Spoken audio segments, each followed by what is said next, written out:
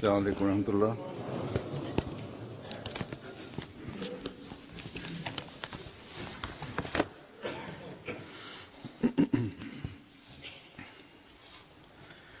أشهد أن لا إله إلا الله وحده لا شريك له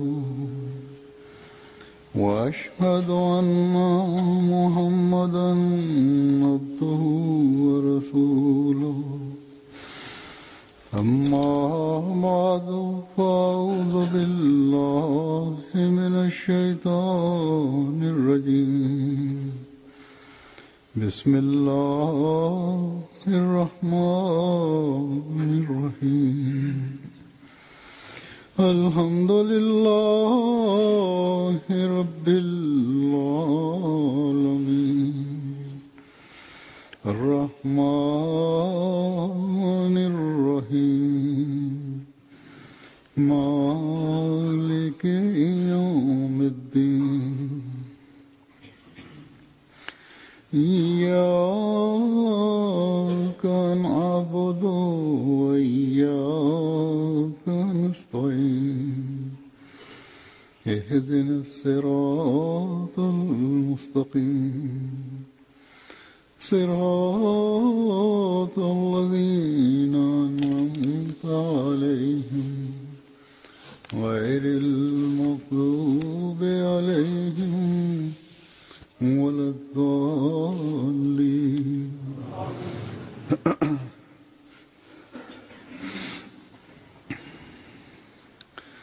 हर इंसान जो दुनिया में आता है उसका एक मौत का दिन भी मुकर्रर है बल्कि अल्लाह ताला फरमाता है her insanın bir ölüm günü dahi olur.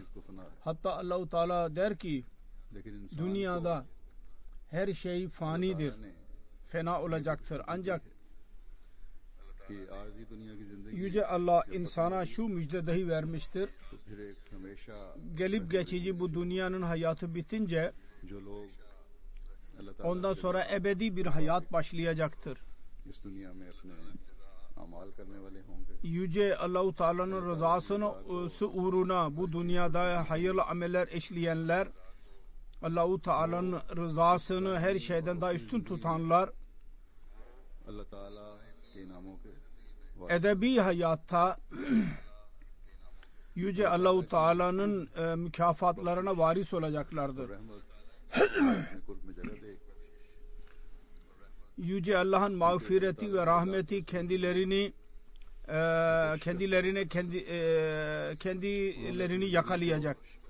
Onlar Allah-u Teala'nın rızası uğruna çalışmışlardır. Onlar kendi hayatlarını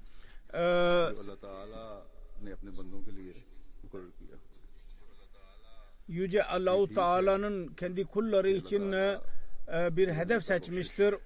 Onlar o hedefi elde etmeye çalıştılar. Şüphe yoktur ki Allah-u Teala'nın rahmeti ve mağfiretinin genişliği bir insanın en hayırlı, en küçük hayırından dolayı kendisini kendi rahmetinin kapsamına alır. İster mustakil bir şekilde Yüce Allah-u Teala'nın rızası uğruna çaba sarf etmemiş olsa dahi ancak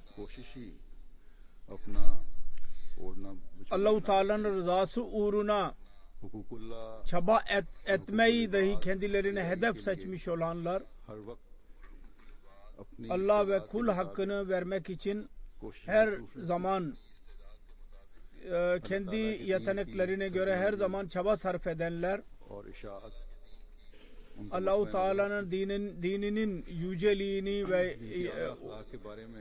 onun yayılması onların hedefleri olur. Onların güzel ahlak vasıfları hakkında her küçük büyük herkes onları metheder. Bu gibi insanlar hakkında Allah-u Teala ve onun Resulü sallallahu aleyhi ve sellem buyurdular. Onlar öyle insanlardır ki cennet bunlar için vacip olur. Yahut öyle insanlara Allah-u Teala cennetin müjdesini vermiştir. O da Allah-u Teala'nın dini uğruna kendi canlarını feda ederek şehadet mertebesine ulaşırlar. बेशक ये लोग इस दुनिया से Yüce Allah der ki şüphesiz bu insanlar bu dünyadan ayrıldılar. दुनिया के Bu gelip geçici yerden ayrıldılar. लेकिन Dünyanın gözünde öldürüldüler yahut öldüler. इसलिए Ancak Allah katında ebedi bir hayata kavuştular onlar. Onun için böyle लोगों को इस दुनिया से insanlara ölü demeyin, onlar diridirler. पीछे रहने वालों की जिंदगी Bu insanların bu dünyadan ayrılışları geri kalanların hayatlarına बस ऐसे लोग malzeme hazırlayandır.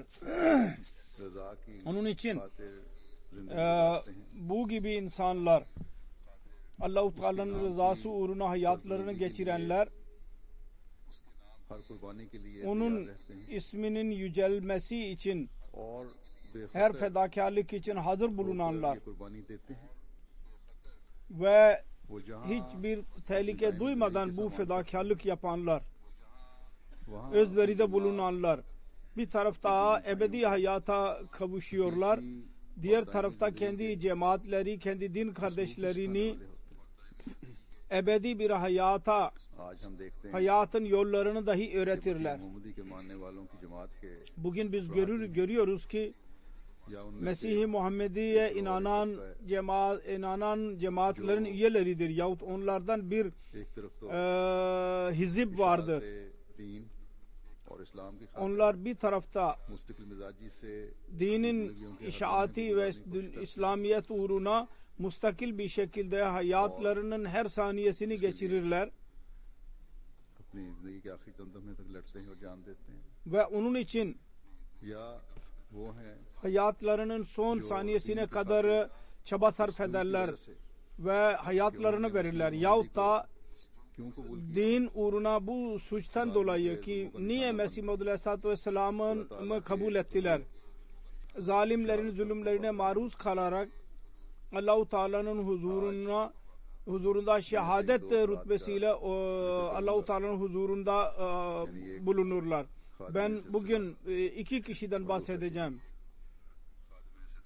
Birisi cemaatin hizmetçisi ve diğer birisi şehit. से वफात तक मसीह मोहम्मदी की फौज में Birisi शामिल होकर kendi çocukluğundan ölümüne kadar सल्लल्लाहु अलैहि वसल्लम Mesih Muhammed'in ordusuna katılarak दुनिया तक पहुंचाया Hz.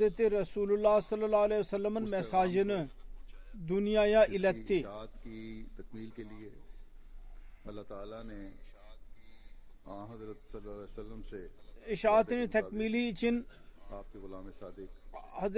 Resulullah sallallahu aleyhi ve sellem'e Allah-u Teala verdiği söze göre kendi tam aşığını bu dünyaya göndermişti. Yüce Allah. Bu ihlas sahibi हाफिज जिब्राइल सईद है cemaate hizmet eden हज़रत मसीह adı वसलाम Hafız Cibrail Said, के लिए Hz. Mesih Mevud Aleyhisselam'ın misyonunun tekmili için kendi hayatının son saniyesine kadar bütün yetenekleriyle जोश और इकबल से काम çaba sarf etti.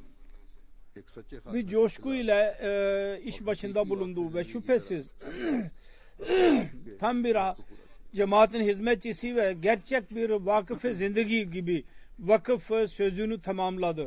जो वो खादम सिलसिला जो कादियान और रब्बा से हजारों मील दूर बरे आदम अफ्रीका के मुल्क Kadiyan ve Rabbat'tan binlerce kilometre uzak Afrika'nın kıtasında küçük bir köyde doğdu. Orada belki अल्लाह ताला tahsil imkanları dahi doğru dürüst mevcut değildi. Ancak ने बाप की Yüce Allah दुआओं और दुआओं की वजह से अपने अजीम नबी onun babasının güzel temennileri ve duaları neticesinde कामिल और मुकम्मल किताब Yüce Peygamberine indirilmiş olan kamil kitap, याद करने की तौफीक kitabın hafizi haline getirdi. Kur'an-ı Kerim'in hafizi. हिफ्ज़ Quran Tam olarak onu ezbere biliyordu. बल्कि Ve yalnız hifz-i Kur'an onuruyla onurlandırmakla kalmayıp aksine सफ में खड़ा करके tefekkü fid din yani dinil bilgisini elde edenlerin saflarına dahi कौमों girmesini sağladı. ve Kur'an-ı Kerim'in gerçek talimatını kendi vatandaşlarına ve diğer insanlara ulaştırmak hizmetini dahi Allah-u Teala kendisine lütfetti. Ve böylece Gana'nın bu vefalı, ihlas sahibi genç halifelerinin Sultan-ı Nesiri olarak Ahmediye Cemaati Gana ya birçok onur verdirdi. Hafız Cibrail Seyyid geçenlerde Gana'da vefat etmiştir.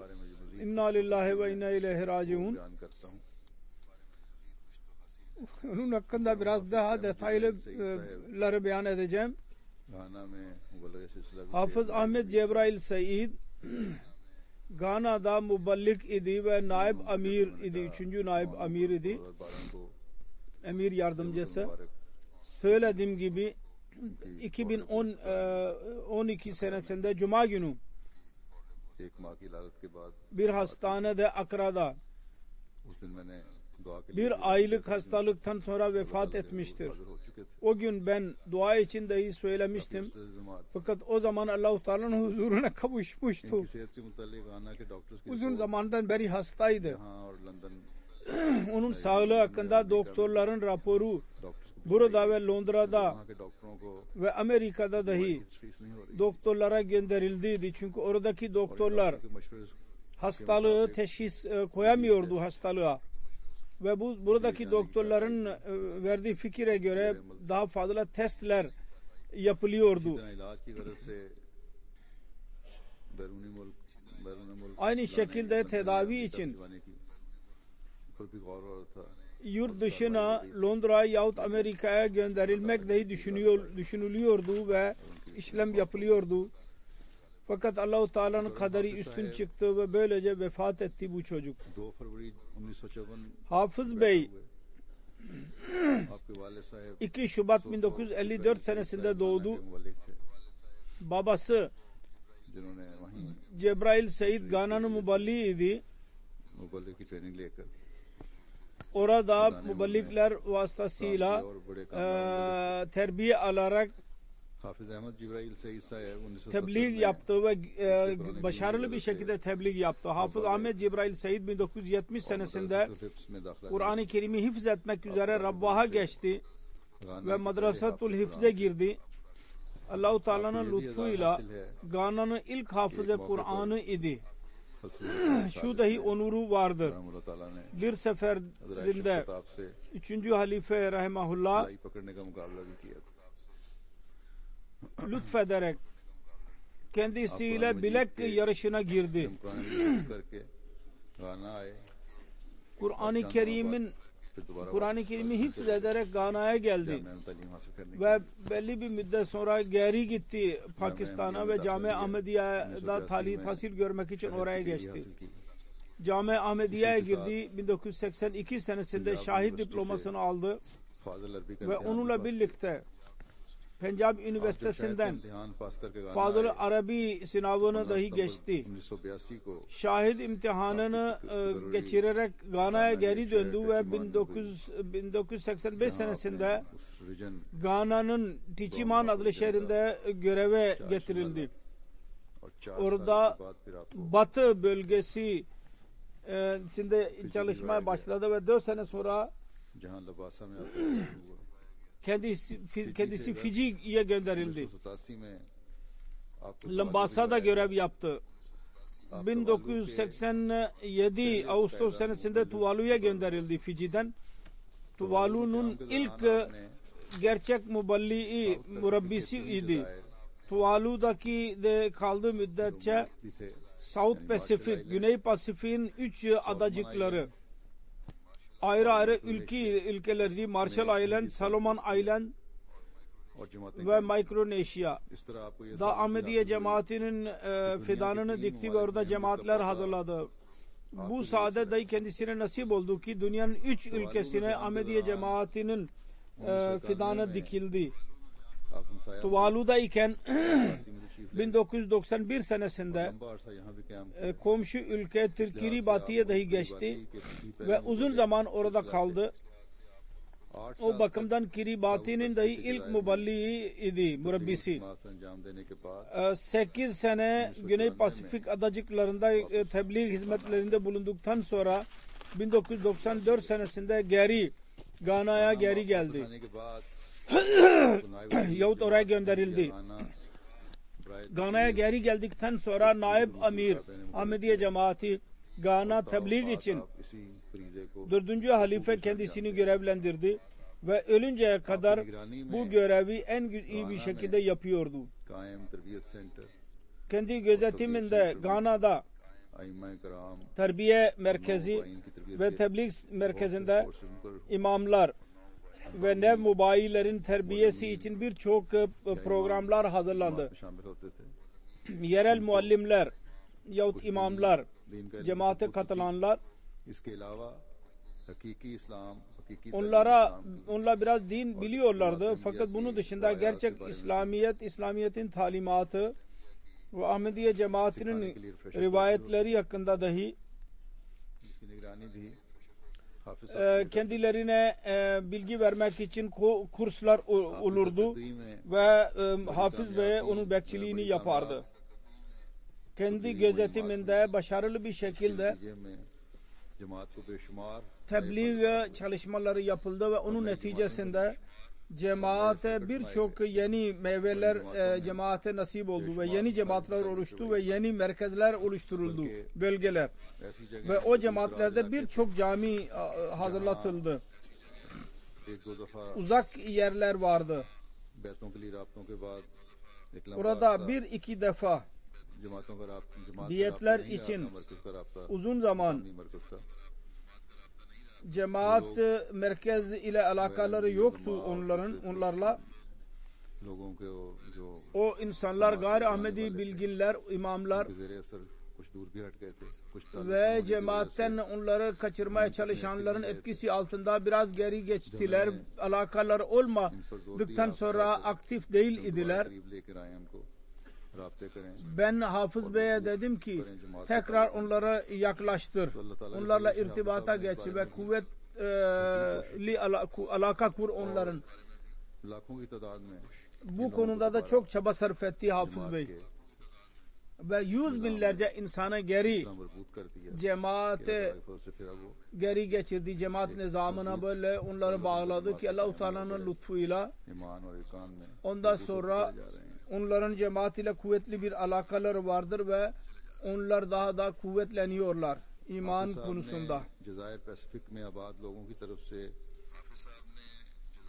Hafız Bey Güney Pasifik adacıklarında yaşayan insanlarla Ahmediye hakkında yapılan itirazları göz önünde bulundurarak bir kitap yazdıydı. Onun tebliğ için adı İslam in the Islands idi. 2011 senesindeki Londra'daki celse, İngiltere'deki celsede Hilafeti Ahmediye'nin özellikleri konusunda Hafız Bey burada bir konuşma yaptıydı.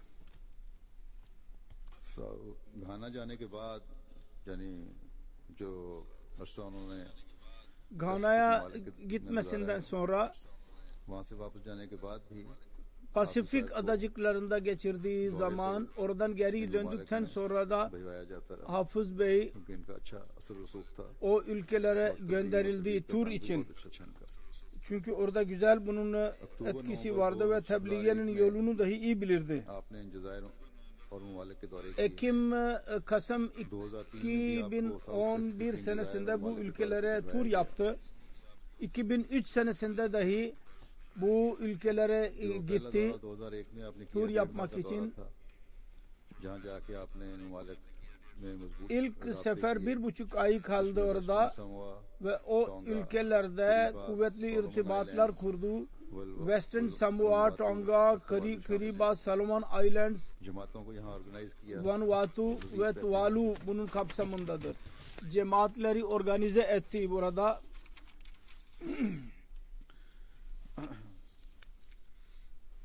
Solomon island में हाफिज साहब जबरील सईद साहब के जरिए 1988 में Salomon adacığında Hafız Cibrail Said vasıtasıyla 1988 senesinde 1991 में cemaatin fidanı dikildi. Ahmediye cemaatin fidanı.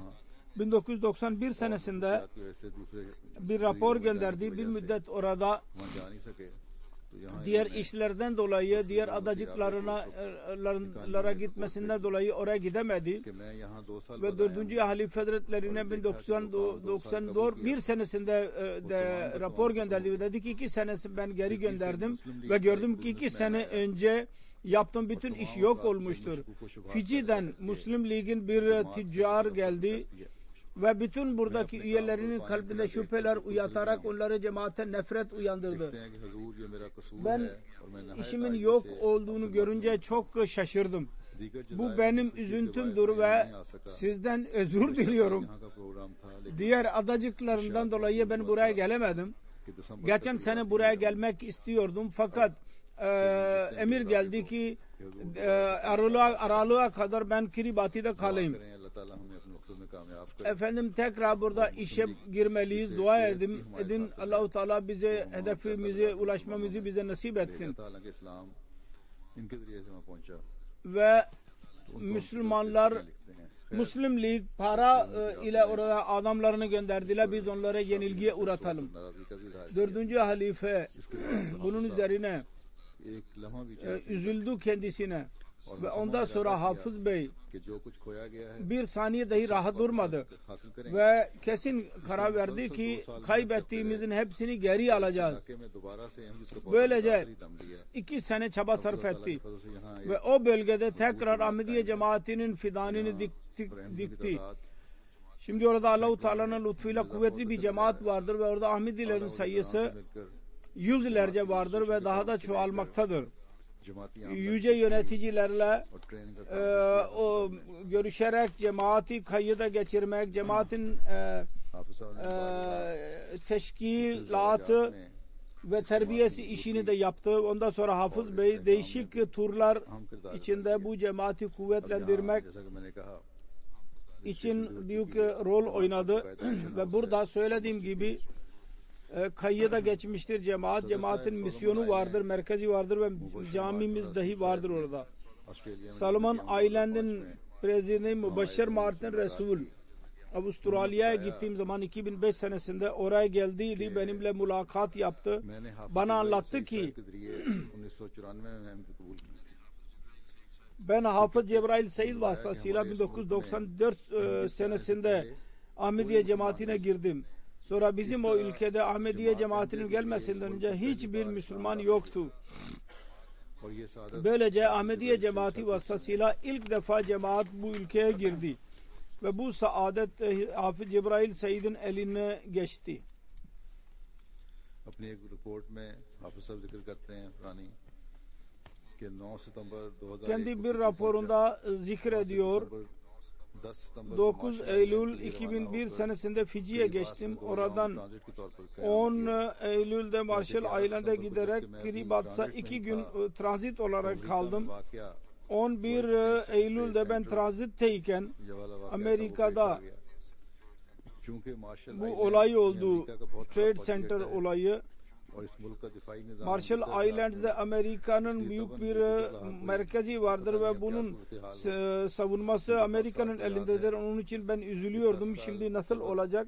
जबकि खलीज की जंग हो Çünkü रही ben थी, hatırlıyorum पाकिस्तान यहाँ मौजूद था 10 sene önce मुश्किलात का सामना करना Haliç Savaşı varken ben buradaydım हैं कि खाक साहब ve ben çok büyük zorluklara karşılaştıydım. कुछ इंतजार कर चला जाएं Diyor ki çok dualarda bulundum मशवरा दिया गया ve कि çok हालात düşündüm. खराब हैं, Bekleyeyim mi yoksa geri mi gideyim? गलत वक्त का इंतखाब किया Bana dediler ki durum iyi değil. Sen tebliğ yapmak için yanlış bir zamanı कहते seçmişsin. हैं कि मैंने फिर बहुत दुआएं En iyisi sen geri geç hemen. आया हूं इस मकसद को हासिल Ben किए बगैर çok वापस नहीं dualarda जाना bulundum. Halifetül Mesih'in emrine göre ben geldim. Bu hedefe ulaşmadan ben geri gitmek istemiyordum ama durum çok kötüydü. चाहता कि चला जाए यानी जो काम पे आया हूं करूं, Dualardan साथ sonra जहाज hemen geri gideyim diye düşündüm. Diyor gitmeyeyim dedim, orada kalayım dedim. तमाम airport Marshall adacıklara geçtim. Amerika'nın olayından sonra bütün uçak tayyare havaalanlarında kontrol çok fazlaydı. Bir memur vardı, bana sordu ne işle meşgulsün? Ben dedim ki ben bir misyonerim. Herhalde benim Müslüman olduğumu anladı. Senin dinin nedir dedi. Ben dedim ki ben Ahmedi Müslümanım. Tekrar din konusunda sordu. Ben aynı cevabı verdim. Ben Ahmedi bir Müslümanım. Bir ay vizesini verdi. Ben Allah-u Teala'nın lütfuyla içeri girebildim.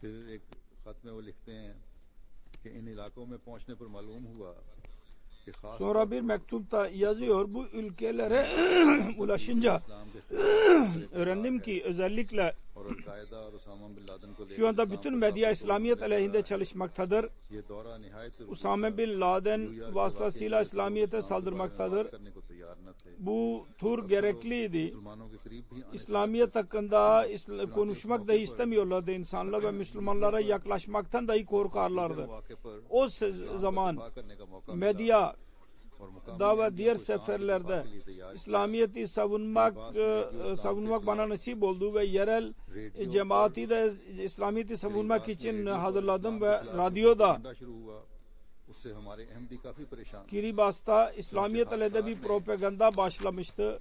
Ahmediler ondan çok sıkıntı içindeydiler. Ben और वक्त लेने की दरखास्त की Broadcasting Corporation'ın menajeriyle irtibata geçtim ve zaman aldım.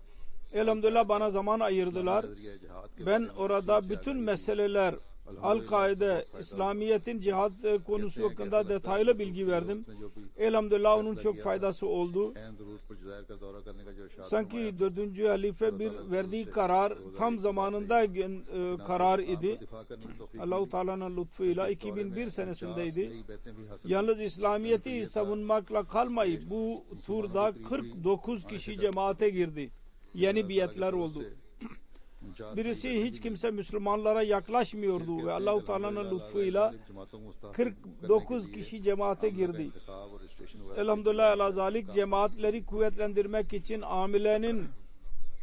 amileyi hazırladım ve cemaati kayıda geçirdim. Bütün bunlar bana nasip oldu. Gana'da bununla çalışan diğer muballikler ve dahi ilallahların söylediği gibi tebliği cunun gibi seviyordu, delilik gibi. Gece gündüz çalışırdı. Dahi ilallahların takımlarını gönderir ve onların arkasından giderdi ve onlarla birlikte bulunurdu. Kontrol ederdi nasıl iş yapılıyor diye. Büyük sabır vardı, tahammül vardı. Eğer bir hata yaparsa sevgiyle ona anlatırdı.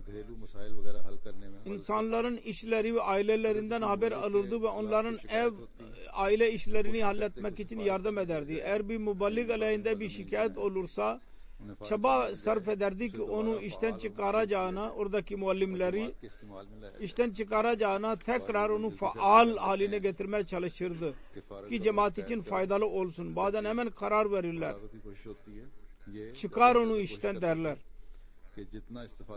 Çıkarmaya çalışırlar. Bu da çaba sarf ederdi ki çıkarmayalım, istifade edebilelim. Özellikle muallimlerden en fazla istifade etmeye çalışalım derdi. Sonra der ki onların muallimleri gayri Ahmedilerin büyük bilgileriyle alakası vardı. Bayram zamanında onlara hediyeler gönderir. Çok faal birisiydi.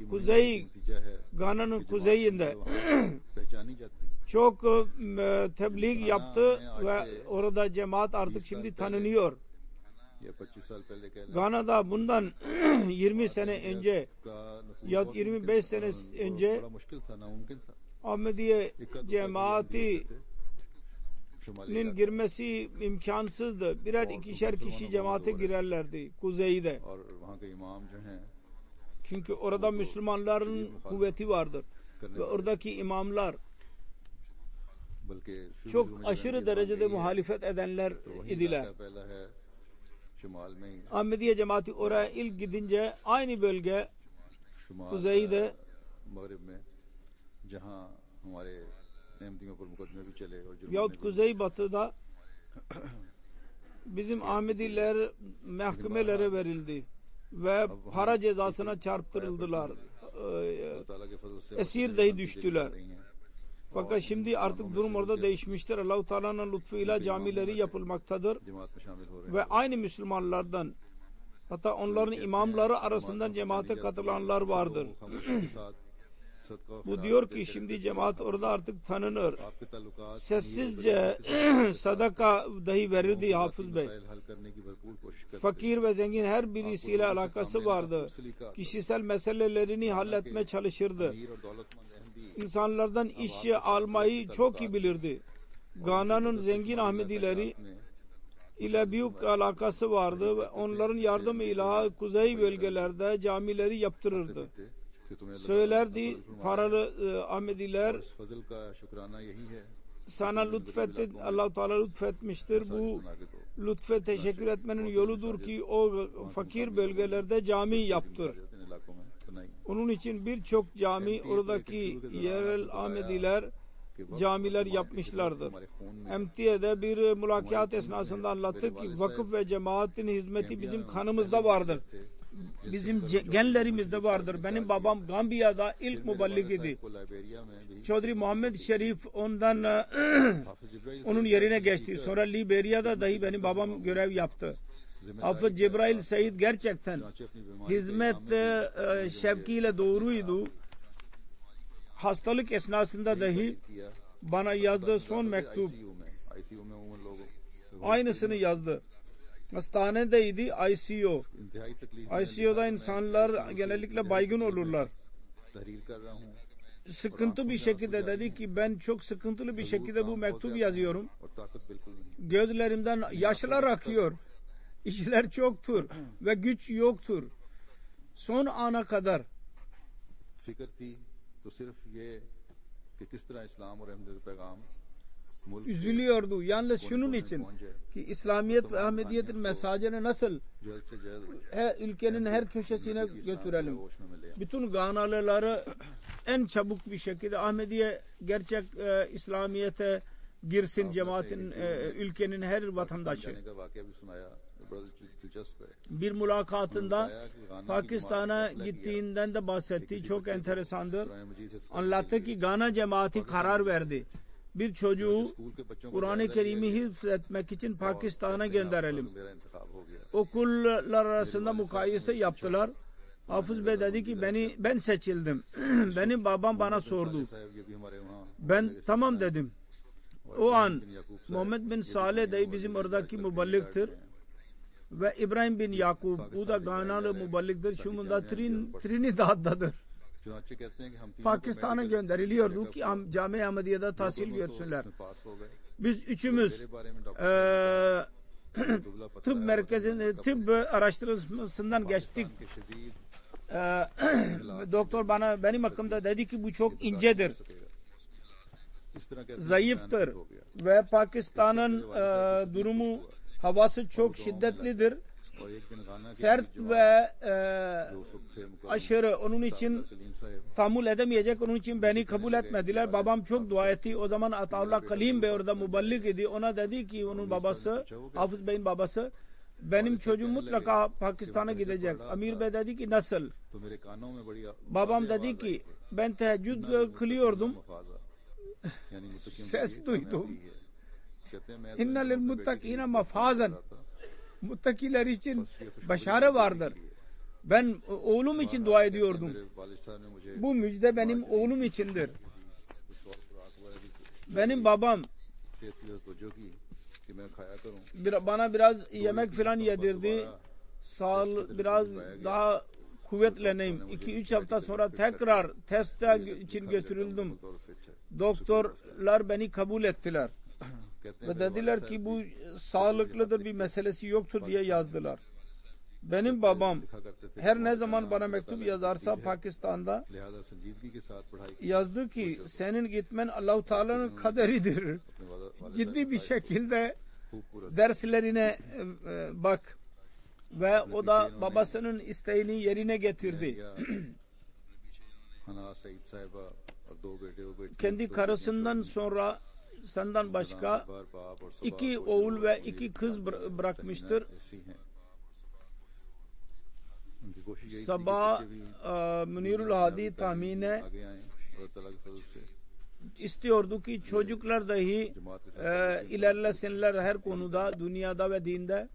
और Allah-u Teala'nın onların kuvvetli alakası vardır din ile 3 बच्चे मास्टर्स कर चुके हैं MSc ve din ve dünya tahsili bakımından 3 konu MSc yapmışlardır.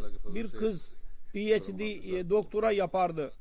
2007 senesinde Allah-u Teala'nın lütfuyla Hafız Bey इनके एक hacca dahi gitmek nasip oldu kendisine. जो मुरब्बी सिलसिला हैं Onun camianın bir sınıf arkadaşı İlyas Munir Murabbidir şimdi Almanya'da. Jamia में से 1 साल Yazıyor diyor ki Hafız Cibrail Said Cami Ahmediye'de benden bir sene arkamdaydı. Fakat çok ileri geçti. बच्चे की शक्ल जब वो अपनी मासूम Ona उम्र में कुरान करीम ben onu küçük bir çocuk gibi gördüydüm. दाखिल हुए थे Masum yaşında Kur'an-ı Kerim'i hifz etmek için geldiydi. लहन भी कुदरत Yalnız Kur'an hıfzını kalmakla kalmayıp के दौरान और उसके बाद sesi güzeldi. Allah-u Teala lütfettiydi. हाजरीन को Camia esnasında ve ondan sonra da celsa zamanlarında उन्हें बहुत काबिल dinleyicileri güzel sesini Kur'an-ı Kerim'i okurdu onlara. के साथ साथ nihayet itaatguzar और साथ Ben onu güzel murabbi gördüm.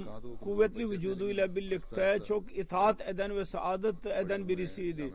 Başlangıçta zayıf bir çocuktu fakat yavaş yavaş büyüyünce camiadan çıkınca boyu dahi aşağı yukarı 6 ve 2 metreydi ve bedeni kuvvetliydi. दिखते हैं कि मरहूम निज़ाम जमात को समझने वाले और उसकी मामूली अमर में भी पाबंदी करने Merhum cemaat nizamını anlayan ve her konuda ona bağlı kalan ihlas sahibi bir insandı. Aynı şekilde tahammülü çoktu. Bir seferinde adamın birisi ki Pencapça bilmiyor, Afrikan Pencapça bilmezler. Bunun hakkında öyle kelimeler kullandı. लेकिन इन्होंने बावजूद Birisine söylerken uygun kelimeler değildi onlar. दुश्मनी खान साहब Anlamamasına rağmen hiç fark ettirmedi. Editör Al-Fazıl yazıyor, müdür Al-Fazıl müdürü.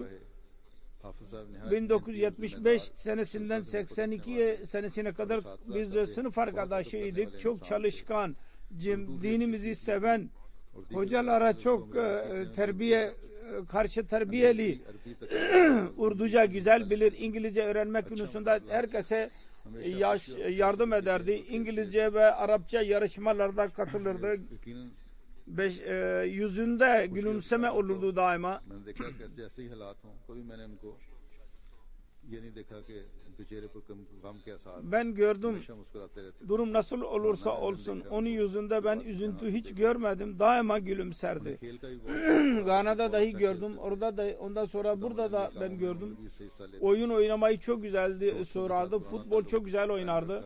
Udamul Ahmediye işlerini hiç güzel yapardı. Çocuklarla birlikte arkada alakasını kurardı. Kadiyana dahi geçti ve orada ziyafetler verdiler bir tür arkadaşlar kendisine. जो Ahmet Cibrail Said hakkında कहते हैं कि गाना के हमसाया मुल्क टोगो में बॉर्डर के diğer raporlar dahi vardır. Gana'nın करने की तौफीक komşu ülkesi Togo'da आपने मुतअद्दिद kuzey bölgede tebliğ görev çalışmalarında bulundu. Birçok sefer o bölgelere geçti ve tebliğ çalışmalarında bulunduğu çok büyük muhalefet vardı. Ülkesiyle birlikte Togo'nun 5 bölgesi Mumta'da, मकारा में जमातें Mompro, Mango, Baule, Lema Makara'da cemaatler kuruldu. मशरक़ के साथ Burkina Faso'ya dahi birkaç defa geçti ve orada dahi cemaat programlarına katıldı. Fazlullah साहब अमीर जमात फिजी लिखते Tebliğ ve terbiye çalışmalarında bulundu. 2003 में Fiji Amir Cemaat Fiji yazıyor. Hafız Cebrail Said 2003 senesinde Fiji'ye geldi. और करीब O zaman ilk defa हाफिज साहब kendisiyle karşılaştım पहली मुलाकात में हो ve onunla birlikte bulundum. वो ये Hafız Bey'in iyi bir adetini ben gördüm ilk mülakatta. करीम दोहराते O da şuydu ki geceleyin her ne zaman kalkarsa अब बहुत सारी Kur'an-ı Kerim'i tekrar ederdi. तबलीग के मैदान में Hafız Kur'an ile birlikte birçok özelliklere sahip idi. tebliğ sahasında tecrübe sahibiydi. Küçük olsun büyük olsun ona göre tebliğ konuşması yapardı. Din ve dünya bilgisine sahip bir insandı ve başarılı bir muballik gibi İslamiyet'in mesajını ulaştırırdı. Konuşması külfetsizdi. Güler yüzlü bir şekilde en zor kolay sözü dahi kolay bir şekilde yapardı. Kiribati'nin muballiği İbrahim Eke Arko kendi mektubunda yazıyor. Hafız Ahmet Cibrail Said Kiribati Tuvalu ve diğer adacıklarda tebliğ için çok turlarda bulundu ve onların ailesi tek başına kalırdı. Değişik yerlere giderdi. Hiçbir zaman ailesini düşünmezdi. Derdi ki İslamiyet'in mesajını ulaştırmak için Halifetül Mesih beni seçmiştir ve beni buraya göndermiştir. Halifetül Mesih benim için dua eder. Onun için tebliğ için hiçbir fırsatı kaçırmadı. Her zaman çaba sarf ederdi. Halifenin beklentilerine göre tam olsun. Gana'ya geri gittiği zaman o adacık ülkelerde kendi alakasını kesmedi. O ülkelerde tebliğ vasıtasıyla çok üzüntü duyardı, kaygı duyardı. 2010 senesinde ben tekrar onu oraya gönderdim tur için. Geniş bir tur yaptıydı ve çok bilgili geldi ve orada cemaat nizamını kuvvetlendirdi. Kiribati Muballiği yazıyor. Hafız Ahmet Cebrail Said hastalığının son gününde Anis Kelata ve Kiribati'nin ilk Ahmedi'ydi merhum. Onun karısına telefon açtı ve onu cemaat ile irtibat halinde kalmasını nasihat etti ve dedi ki daima unutmamalısınız. Allah-u Teala hastaneden telefon ediyor ona. Hasta esnasında uzak bölgede kalınan birisini arıyor. Unutmamalısınız ki Allah-u Teala İslamiyet'in nimetini size bahşetmiştir. Ve İslam aramak için fazla yolculuk yapmanız gerekmedi. Allah-u Teala sizin evlerinizi getirdi İslam'ı ve size büyük lütufta bulundu. Onun için daima cemaat ile birlikte kalın. Bırakmayın. Ahmet Cebrail Said vasıtasıyla biat edenler arasında bir doktor vardı, Ali Virgo, tıp doktoru. Karısıyla ve çocuklarıyla birlikte Ahmediye cemaatine katıldı. Her ikisi doğru oğlu dahi doktordur. Kiribati'nin uzmanıdır, dilin ve Kur'an-ı Kerim'in tercümesini dahi tamamlamıştır ve tekrar gözden geçirilmektedir şimdi. Allah-u Teala bu Ahmediye'nin büyük hizmetçisini ne rahmet eylesin. Hilafete bu gibi yüzlerce binlerce sultanı nasip etsin. Onun gibi aciz yetenekli cemaat hizmetçisinin bizden ayrılışından biz üzüntü duyuyoruz. Fakat Allah-u Teala'nın rızasına biz razıyız. Bir müminin şanı bundur. İnna lillahi ve inna ilahi raciun dahi bizim duadır ve bizim güvencemizdir. Onun ayrılışından sonra beşeri şartlara göre benim üzüldüğüm şudur. Allah-u Teala onu da benim üzüntümü gidersin. Gana'da Madrasatul Hifz kurulmuştur. İlk hafızlar çıkmıştır hatta ve muballikler, şahit muballikler orada Cami-i Ahmediye dahi kurulmuştur. Batı Afrika bölgesi, bütün Afrika belki onu kapsayacaktır. Allah-u Teala lütfederim ki orada dahi Hafız Bey gibi ve ondan daha büyük cemaat hizmetçileri çıksın. Takvanın ince yolları üzerinde yürüsünler.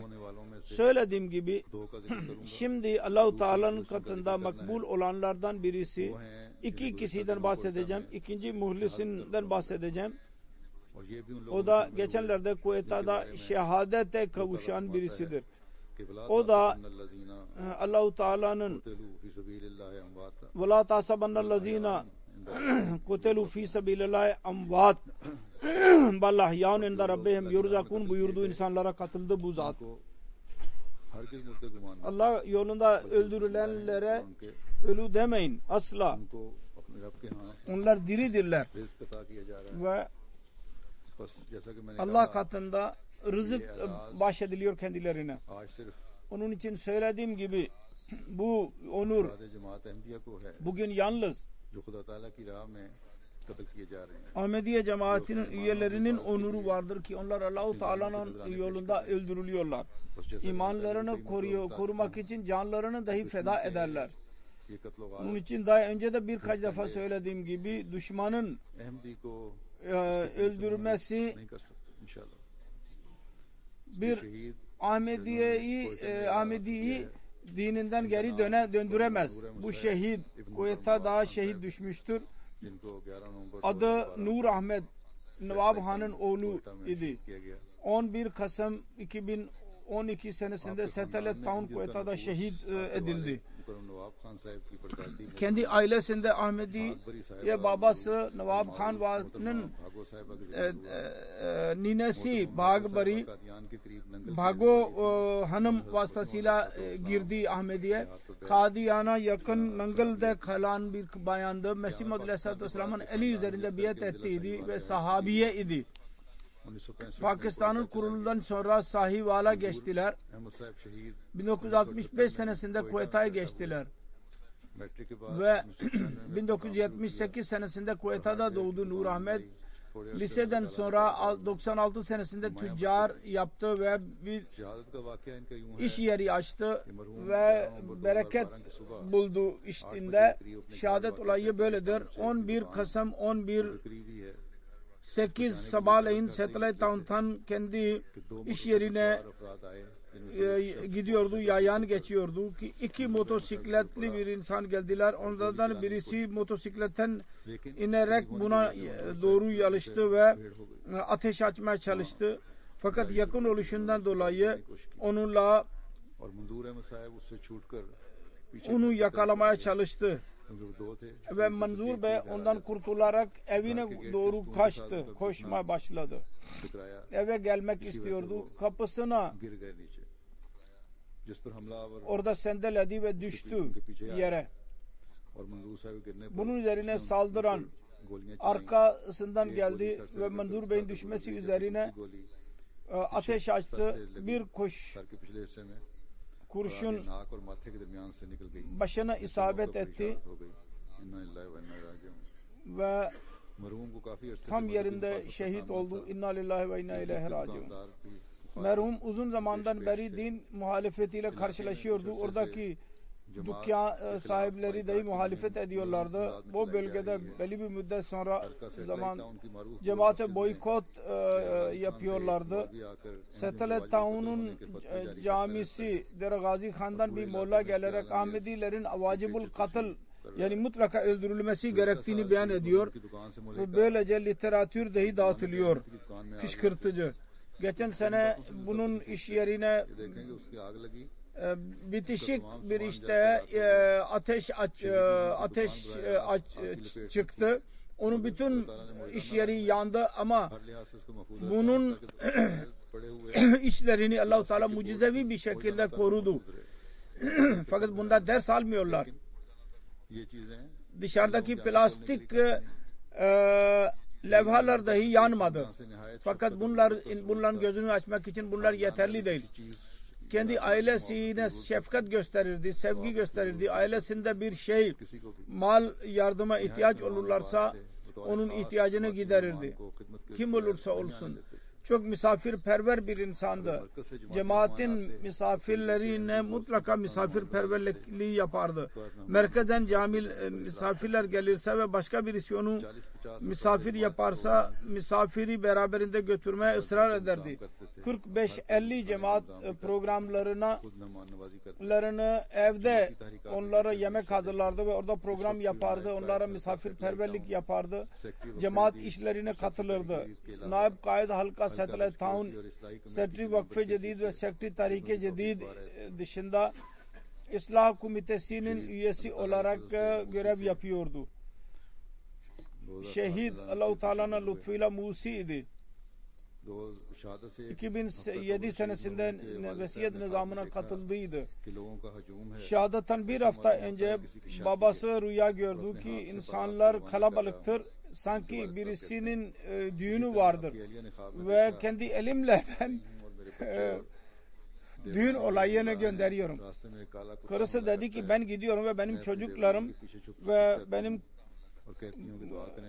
orada kocamın kız kardeşiyle birlikteyim. Orada bir köpek vardır siyah ve o bana saldırıyor ve benim şeh damarımdan yakalıyor.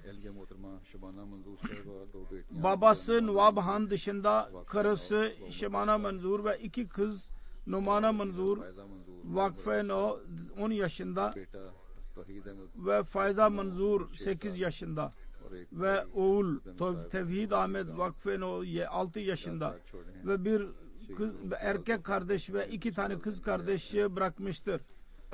Şehit merhumun annesi vefat etmiştir. İkinci annesi yaşıyordur. Her iki merhumun söylediğim gibi şehit ve Ahmet Cebrail'in cenazesini kıldıracağım namazdan sonra. Pakistan için genel olarak dua edin. Bugünlerde bu şehitler, Ahmedi şehitler kendi verdikleri vefaları, sözlerini yerine getirmeye çalışıyorlar. Allah-u Teala çabuk öyle bir zaman getirsin ki Ahmediler için orada kolaylık olsun ve kolay bir şekilde nefes alabilsinler. Bu günler Muharrem dahi bugünden beri başlamıştır. Muharrem ayında Ahmediler için eskisinden daha fazla Kerbelalar hazırlıyorlar. Birbirlerini dahi öldürürler. Ders alacaklarına birbirleriyle Müslümanı öldürmektedir. Onlar için dahi dua edin ve özellikle bu günlerde darud ve sadakatlara çok önem verin Muharrem ayında. Ümmeti Müslüme için durum kötüdür. Onun için dahi dua edin. Allah-u Teala onlara dahi doğruluk yolunu benimsemeleri nasip etsin. Ki bunlar bu zorluklara ve bu azaplardan kurtulabilsinler. Bunun dışında başka bir yol yoktur ki denebilsin ki Müslüm ümme için bir kurtuluş yolu vardır. Denemez. İlla ki zamanın imamına kabul etmeleri lazım. Allah-u Teala onu kendilerine nasip etsin. Elhamdülillah nahmaduhu ve nestainuhu ve nestağfiruhu ve nu'minu bihi ve netevekkalu aleyh ve na'udzu billahi min şururi enfusina ve min seyyiati a'malina. من يهده الله فلا مضل له ومن يضلله فلا هادي له ونشهد أن لا إله إلا الله ونشهد أن محمدا عبده ورسوله عباد الله رحمكم الله إن الله يأمر بالعدل والإحسان وإيتاء ذي القربى وينهى عن الفحشاء والمنكر والبغي يعظكم لعلكم تذكرون اذكروا الله يذكركم وادعوه يستجب لكم ولذكر الله أكبر.